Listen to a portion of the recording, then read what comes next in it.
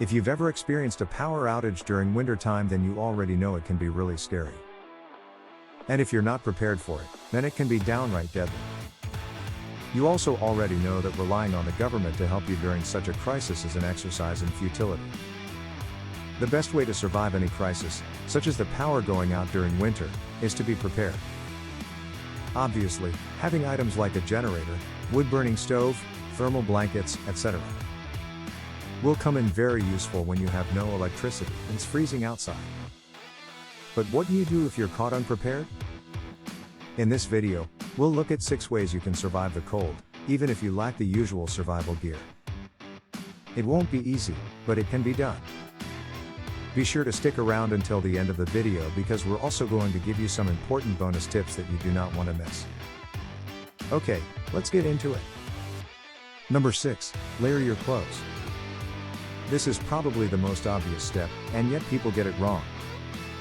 Start off by wearing underwear that's not made of cotton. If you sweat under your layer of cotton clothes, your perspiration will conduct the cold better and you'll feel even more chilly. It's best to wear some thermal underwear that wicks away your perspiration, followed by a few shirts on top of that, mittens, socks, etc. Wearing gloves and socks is crucial to staying warm because your extremities tend to get cold faster due to the reduced blood circulation. Over and above that, when your hands and feet are cold, your entire body will feel cold. Never stand barefoot on the floor during cold weather. Your body radiates heat, and it will be absorbed by the ground and you'll feel colder. It's better to wear shoes or rubber slippers which don't conduct cold as well.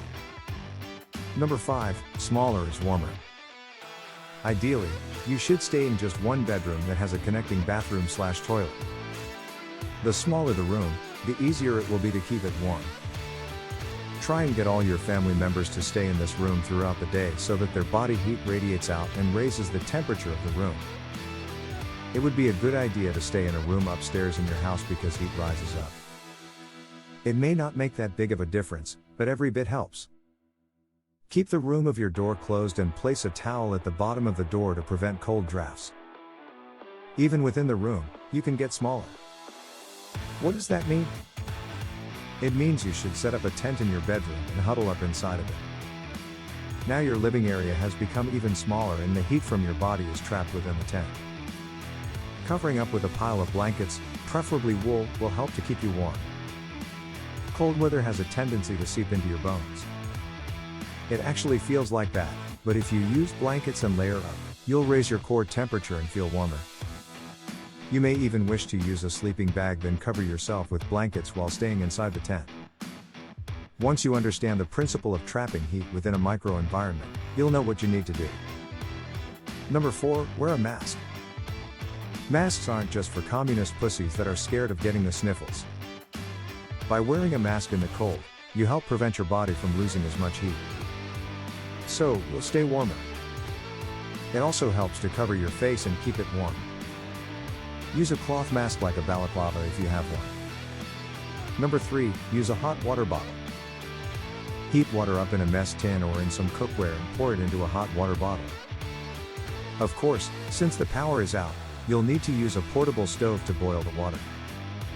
This is why it's of paramount importance to be prepared and have all these crucial items ready for you to use when the proverbial poop hits the fan. Or in this case, when life hits you with freezing weather and a power outage. Number 2, heat up your space. A wood-burning stove will be your best friend if you have one, but they use a lot of firewood, so you need to have an ample supply. If you have a wood-burning stove and a large stash of firewood, then that's your best option. But what if you don't? Alternatively, if you have a terracotta clay pot, usually used as a flower pot, you can place it on top of 3 bricks, arranged in a square with an opening, so that it's elevated. Now light 2 to 3 small tea light candles and place them under the pot. The pot and the bricks will get hot and emanate heat throughout the room. You'll be amazed to see that this method can actually heat up an entire room. If you don't have a pot or bricks, lighting a few candles will help to heat up the room.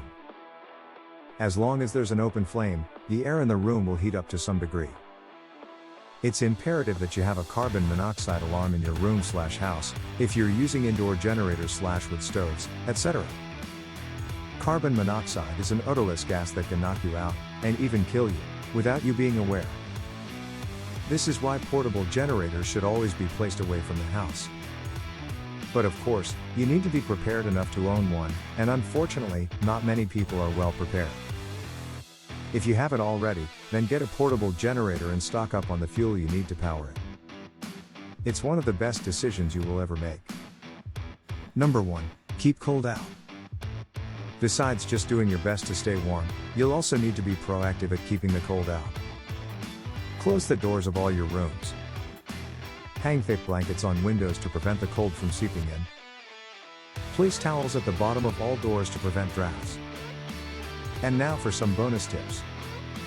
Besides the main ones we already mentioned, here are a few other tips that will serve you well. Men can grow beards to stay warmer. Hydrate often even if you're not thirsty. If you can drink warm water, that's even better. Avoid coffee. It indirectly makes you feel colder once the effects of the caffeine wears off. Liquor can be used to make you feel warm temporarily, and is best used only if you're cold to the point where your teeth are chattering and you feel weak. A shot of bourbon may make you feel warm quickly, but this is just a short-term measure if you're feeling very cold. Alcohol is a vasodilator and will actually make you feel colder once the effects wear off. If you sweat, you'll lose heat. It'll affect your body's natural temperature regulation. So, consume it minimally and only when in desperate need, and quickly layer up with clothes and follow the pointers we mentioned to stay warm. Eating will also help to raise your body's temperature. Appetite may be the last thing you have when you're feeling colder than the neighborhood snowman, but you should eat regularly. It'll not only fuel your body but also keep you warm. Light exercise will help raise your body temperature and get your blood circulation going. Doing a set or two of burpees or squats will be extremely helpful.